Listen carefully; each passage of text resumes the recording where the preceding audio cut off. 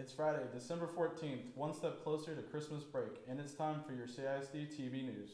Coming up next, we'll take a look at Salina's recycling program, the high school's involvement in elementary art, 2 similar cases of UIL athletic denial, and Salina's very own Luis Torres.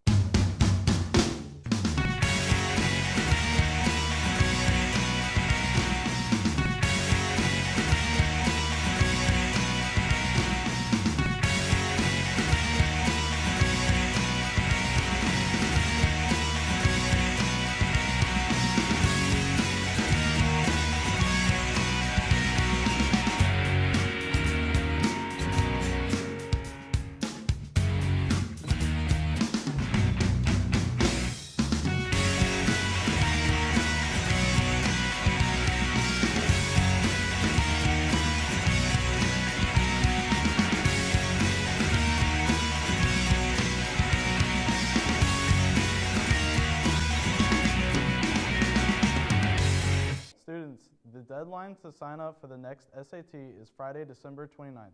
The testing date will be January 26th. The next ACT test date is on February 9th in Salina.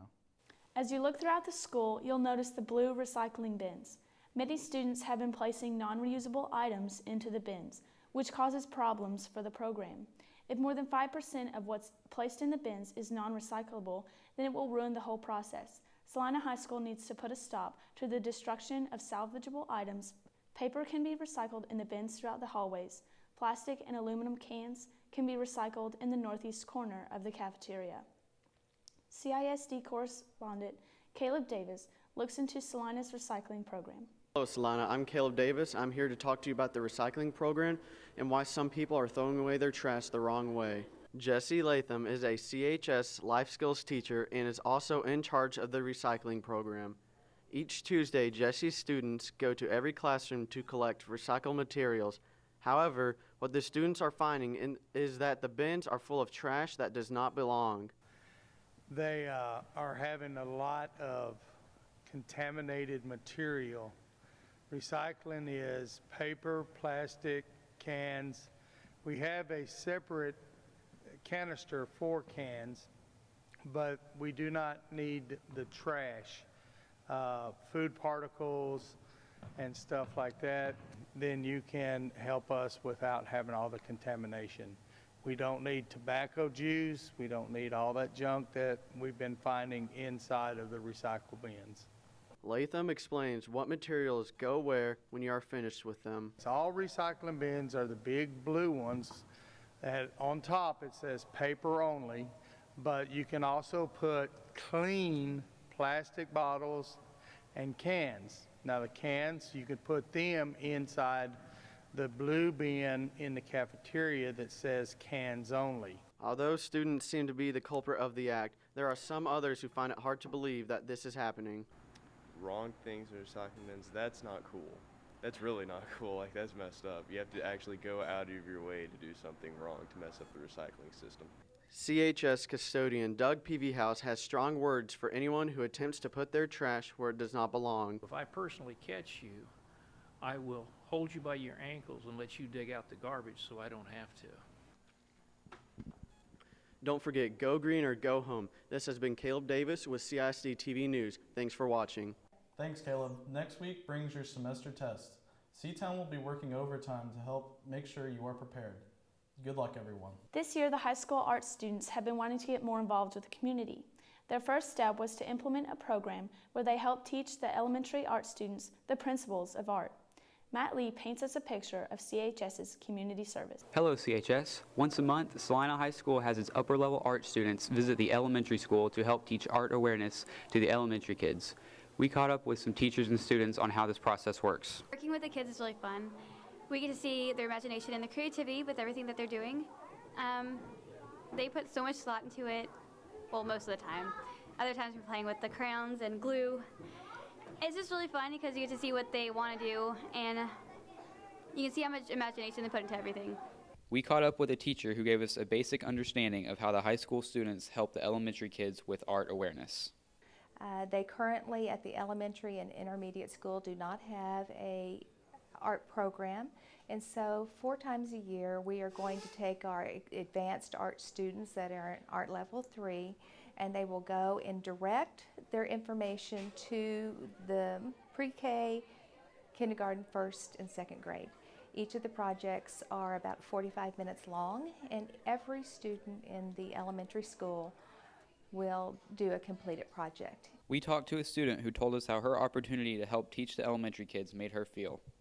I like talking to the kids and stuff. They get really interactive and they learn lots. They've already learned color, they've learned shapes, and they've learned water resistance. And it's really cool. So I'm really proud of them. They've accomplished a lot. It looks like these elementary students got a helping hand from the high school students learning art awareness. This has been Matt Lee with CISD-TV News. Thanks, Matt. Glad to see the high school helping out around the community. Speaking of community service, the high school is hosting a food drive today ending at 4:30. If you would like to donate canned goods to be distributed throughout Salina, take them to the Spirit Store. For every 10 pounds you bring, you will receive 1 reward card. The year 2000 welcomed Jordan Davis to Salina High School. However, she had some trouble transferring her athletic rights to play basketball her senior year. Once she was accepted to play, her team clinched a district championship and competed at regionals. Later, she played at Baylor University to win a national championship in 2005. CISD-TV investigated and found that CHS new sophomore Alex Jones had the same problem transferring her athletic rights from Gunner High School. Shelby Jobson was on the ball researching what happened earlier this year. CHS's very own Jordan Davis was the first woman in history to be denied by the UIL committee to participate in athletics after moving to a new school. We have found that Salina newcomer Alex Jones was in the same position. CISD-TV investigates. Davis was a junior at Valley View High School when her parents accepted positions at Salina. However, when Davis completed her previous athletic participation form and followed athletic transfer protocol to finish her high school years at Salina, she was denied by the district committee. I was denied because we hadn't moved yet to live in the Salina School District, but both my parents are teachers, and they both taught and worked in Salina. Since we didn't have a house in Salina, it didn't pass. So when I was at the UIL meeting down in Austin, they said no. And part of the reason that they said no was because, I guess, of my basketball ability and that I was a fairly good player, and they thought I was moving for athletic purposes. Jones, now point guard for the Salina High School varsity basketball team, was afraid she would face the same fate. Well, I'm from Gunner, and I didn't like the school there, so I moved to Texoma Christian School, and they signed off I could play basketball, but I didn't. So when I moved here, Gunner had to sign off that I could play sports here, but they signed no. So I had to have a meeting. Then all those coaches and superintendents said I could play. The previous athletic participation form includes varsity athletic parent residence, full-time student, age, moving for athletic purposes, eligibility, new school certification, former school certification, and release, and finally, district executive committee approval. Although Jones did not have to present her case to the state committee, Davis still sees one major similarity between their situations. It just seems like it's a move for athletic purposes because of the talent that we both had.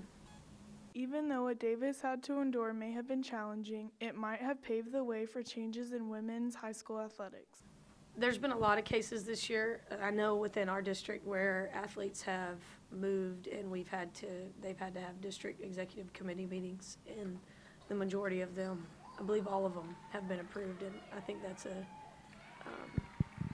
something with our district that is positive is, if you do things right and go with the rules like you're supposed to, then that helps the situation. Despite their difficult journeys, both Jones and Davis remain optimistic about their situations. Well, I was pretty upset when they told me I wasn't going to be able to play basketball. I was going to be on JV, but it worked out, so now I'm excited I moved.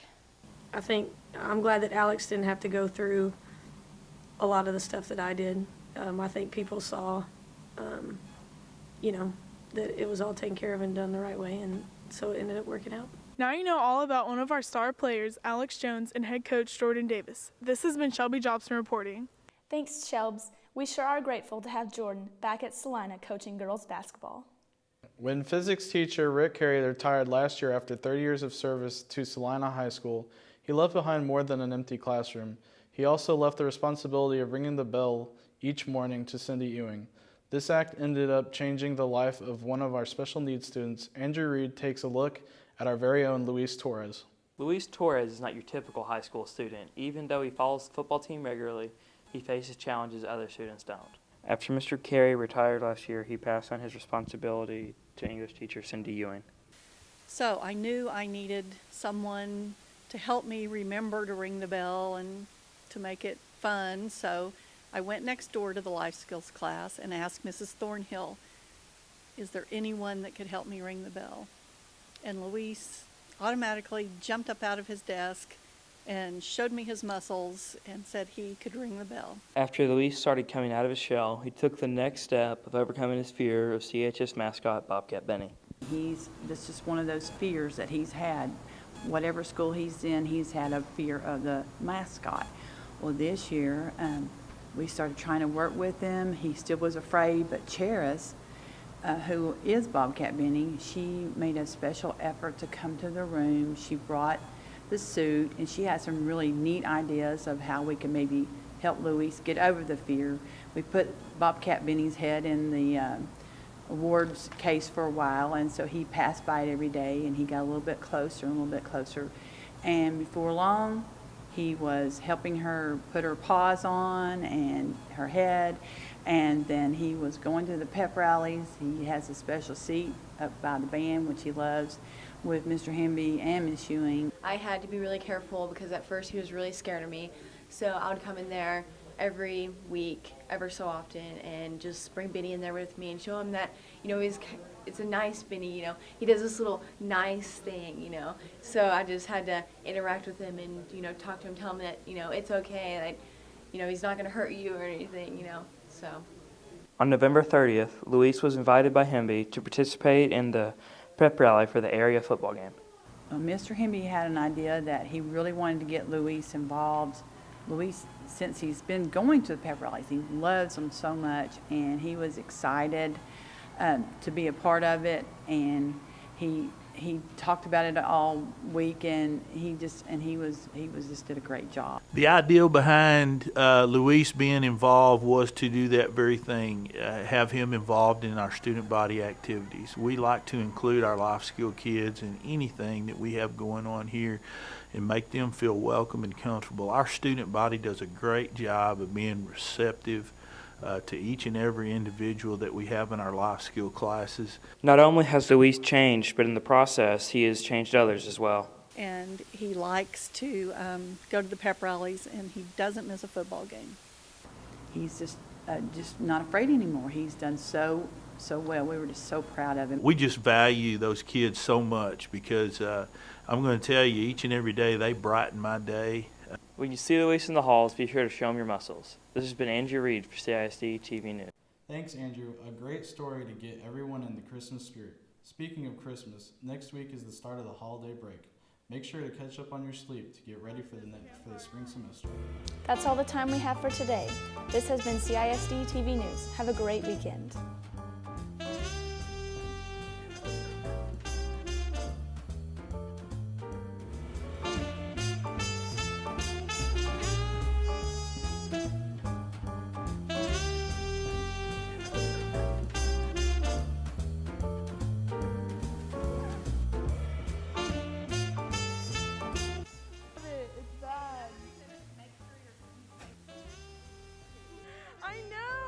This. Okay, I'm sorry.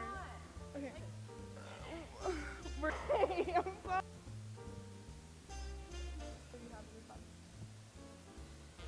Luck with the rest of the school year. I'm Shelby Jobson. I got it. Okay. My hair looks okay. Dude, you're winning tomorrow, so you better be ready.